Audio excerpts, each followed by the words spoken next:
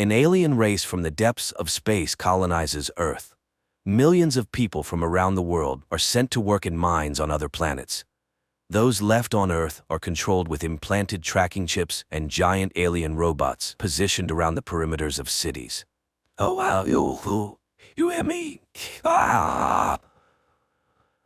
Chicago, 2019. The city is under martial law due to a massive alien attack on all major cities of the world.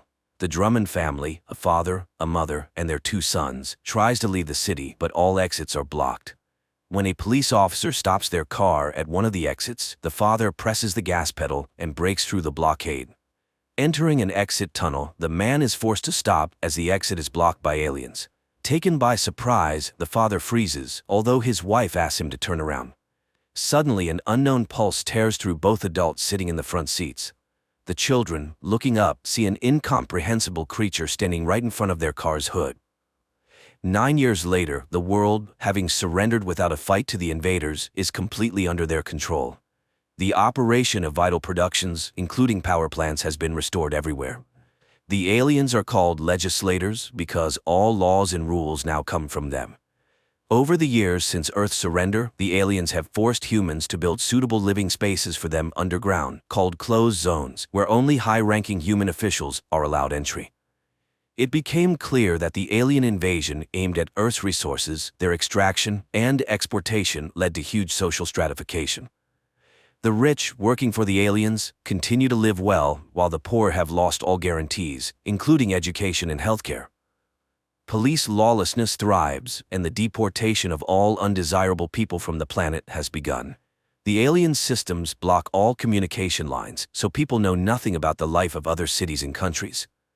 Amidst this wave, a resistance emerged, planning an attack on the closed zone in Chicago. But the plan failed, the zone was unharmed, and the fate of the rebels remains unknown, although the police assure that they were all eliminated. And this was supposed to be the first spark from which a flame would ignite. 9 years after the failed uprising in Chicago, the police monitor anyone who raises even the slightest suspicion. Detective William Mulligan reviews video recordings from Gabriel's apartment, whose brother Rafe died in the uprising and was posthumously named a hero of the resistance.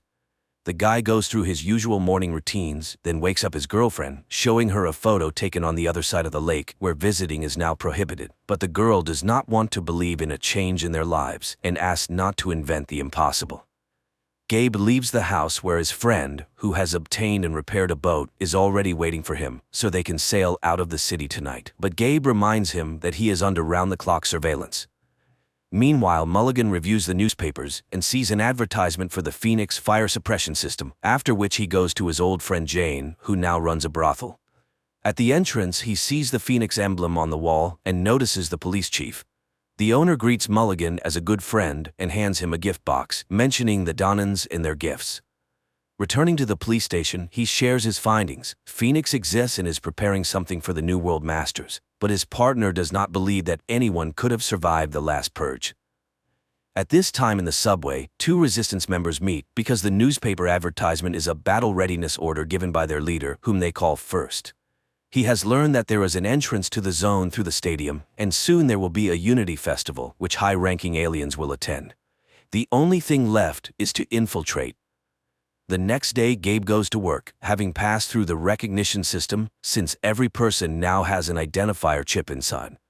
The guy works in a data restoration center where he views millions of private videos a day and checks browser history requests. He sends all the collected information to the Central Information Center and destroys the carriers. Later, he receives a cigarette containing an unknown substance from his colleague and hides it behind his ear. After work, Gabe exits to the outside with a crowd of other workers and sees arriving guards grab and lead away one of the women. At the same time, an alien transport ship is sending off another batch of people as slaves for the alien mines from Earth. And around the perimeter of the city stand giant alien robots to prevent people from escaping. Gabe goes to the boat but is horrified at the sight of the weapon in his friend's hands. If they get caught, they will be instantly destroyed. Their scuffle is interrupted by the appearance of Mulligan, who orders Gabe to get into his car. He reminds the boy that he was his father's partner and now asks not to repeat his brother's mistakes and make the right choice. Gabriel has no information about Phoenix, and he does not intend to snitch, so the conversation goes nowhere. Gabriel goes to the person he is supposed to sell the acquired cigarette to, but the potential client pushes the boy into his van and, putting on them special collars that jam the tracking chip signal, drives him to the center of a destroyed district, where in one of the surviving buildings, Gabe meets his living brother. After a joyful reunion, Rafe tells him that he is the only survivor from his group. Unknown to him, Craftsman removed his chip, and now he has joined a new group. He takes the cigarette and, giving his brother a large sum of money, orders him to leave the area because Phoenix plans to attack the invaders. The brothers argue about the necessity of the uprising, but Rafe is sure that as long as there is time to fight, they should fight. Gabriel then rushes into his apartment and hurriedly starts packing, convincing his girlfriend to join him. The girl tries to persuade the boy to stay, and seeing the money and learning that Rafe is alive, asks the boy to think carefully, as they could then be recorded as accomplices.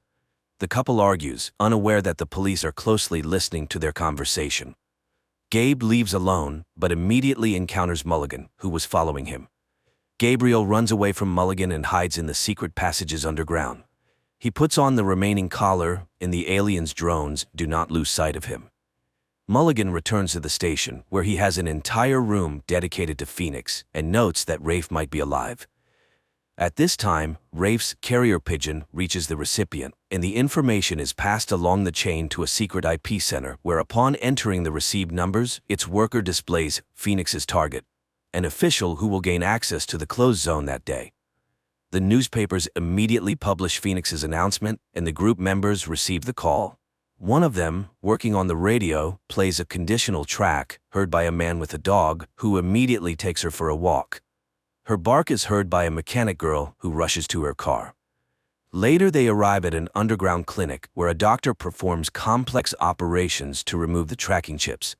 Then, he hands over the chips extracted from law-abiding citizens previously deceased from diseases, as well as special containers that need to be kept in the mouth, so they too will be recognized as law-abiding citizens.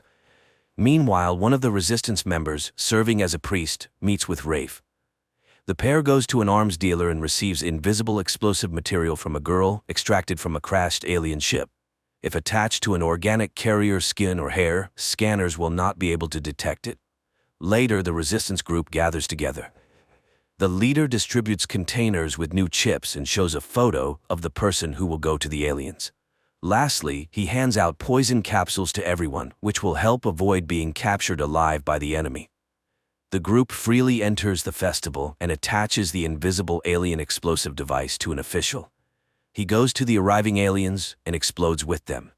The city is immediately locked down, and the police block the streets to find the attackers. The priest is the first to die, caught in gunfire. Rafe is caught by one of the aliens and tries to escape from it, hiding in a van. This is seen by the guy's comrades, who come to his rescue and destroy the alien. The surviving rebels try to escape from the city, while the aliens bring in hunter warriors from another world, and they quickly track down Rafe and his accomplices. Enraged, the legislators prepare to destroy the district where, according to their information, the resistance is based. Mulligan tries to persuade the police chief, who is heading to report to the aliens, not to allow this because he needs time to catch the suspects. But he is reminded that the decision is made and his search interests no one. Raids begin in the city, during one of which Gabe is captured, while his brother and two of his comrades reach the station and board buses 2 minutes before the expiration of the chips from law-abiding citizens. But when it seems they have managed to escape, the buses are stopped by the hunters. Realizing his capture is inevitable, one of the group takes the poison capsule. The mechanic girl attacks a hunter and is instantly vaporized. Rafe tries to run but is captured and brought to the police, where his brother is being interrogated at the same time. Mulligan shows him how Rafe is tortured to make him talk about Phoenix and give up first. Gabe learns that the city is preparing for destruction and agrees to send a message to the leader. He is brought to the surviving members of the resistance, and hearing that the guy allegedly knows ways into the zone, they agree to connect him with first. Gabe is brought to Jane Doe, who is number 1 and the leader of the resistance in the city. Upon seeing the boy, the woman calls him by name, which confuses Gabriel, and at that moment, a police squad raids the brothel and kills Jane. The investigation reveals that Jane had installed listening devices to record conversations with police officers she served to gather secret information. Later, during a briefing with the aliens, Mulligan names the members of Phoenix who, learning about the death of First, voluntarily left this life. Before the invasion, Jane was a history teacher and changed her profession to gather secret information. Mulligan presents recordings obtained in the brothel, where it is heard that the police chief actively leaked secret information about the aliens. Captured resistance members are deported to alien mines, and Mulligan, having declared the neutralization of the Chicago threat, is appointed acting commissioner. Later, he meets with Gabe and puzzles the boy with a new thought. What if the failure of the uprising was planned? And he hands the boy a memory card, extracted from a phone once given to him by Jane. The next day, Gabe views its contents, a video dedicated to a party before his birth, where close family friends record messages for him. There, he sees both Mulligan and Jane Doe, who was acquainted with his mother, as well as some other members of Phoenix. Meanwhile, Mulligan is allowed to arrive at the Earth Control Center and meet with the legislators in their habitat. As he heads to the spaceship, the same invisible substance that was part of the explosive used in the stadium attack manifests on him, explaining that Mulligan is also part of the resistance, and the plan was organized so that he could infiltrate the main alien base and set off an explosion. During the credits, a map shows that the plan worked, and the city blockades were successfully lifted, after which many resistance foci flared up everywhere. This means that the plan to light a match and ignite a bonfire was a success, and humanity begins an active fight against the alien oppressors. Despite the film being labeled as science fiction, the message here is quite realistic. How will humanity behave when it realizes the possibility of its total occupation? Also, the filmmakers draw belief in victory from the history of humanity, using Lenin's motto, "A spark will kindle a flame." The struggle, the underground conspiracy. The film is full of revolutionary stylistics, and it watches like a real political thriller.